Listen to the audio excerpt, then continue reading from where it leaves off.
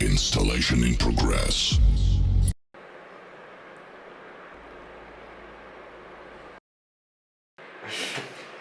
Welcome everyone.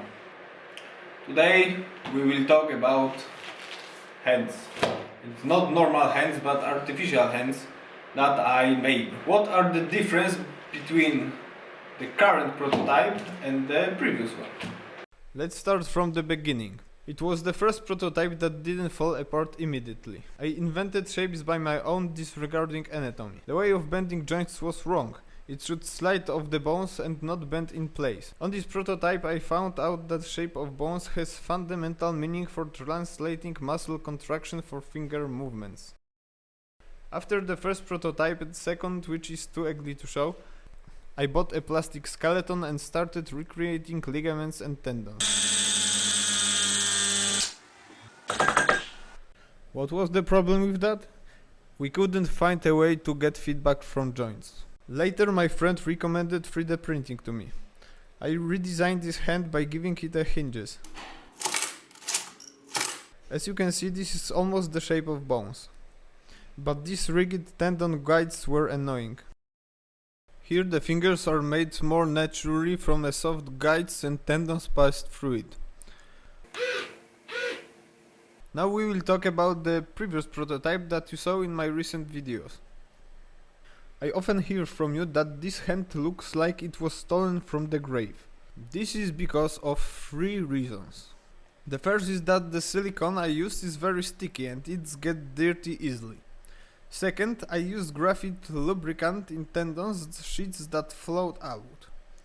And the last, after making a skin by flooding the mechanism in latex, it got under the cover and stuck to the hand. This is how the skeleton of these hands without additional structures looks like. These pads here are the fat. It doesn't yet have integrated nails, unlike a real palm. However, this skeleton was very light and its bone size corresponded to the original proportion of a plastic human bones. This movement here was implemented too, but I eliminated later because of some losses in joints. And this is an imitation of the muscles. It's not the active part like in an original hand. I didn't feel like doing this. Now we will move to the current prototype. The metacarpal muscles are already done. The fat on the folds of the fingers will be made of a very soft silicone. In this hand, through it was a very small skeleton, I fit a bed sensors inside, which is not visible because it's under the layer of plastic. It was a resistance potentiometer which, according to the producer, will vibe after 100 cycles and stop working, so I gave up this idea. Here, however, we used slightly larger but more accurate magnetic position sensors.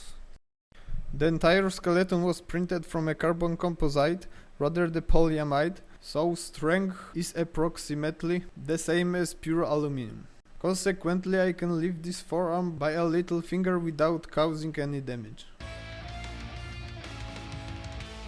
And this is all for today. Next time we will connect this arm to the computer. And don't forget to follow me on YouTube and support me on the Patreon so I can continue my research. Till the next time. The process ended successfully.